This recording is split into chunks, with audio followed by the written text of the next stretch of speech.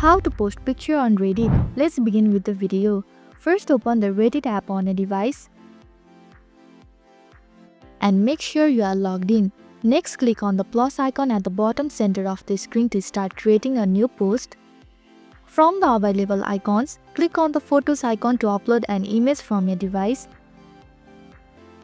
Then select the photo you want to share and hit the add button. Now you can edit the photo by applying filter, cropping or making the adjustment as needed. Then click next to proceed. After that, add a title to your post. You can also add a body text, however this step is optional. Next, select the community you want to post in by searching or browsing. Finally, hit the post button at the top right corner to share your photo with the Reddit community. That's all. Now you know how to post picture on Reddit.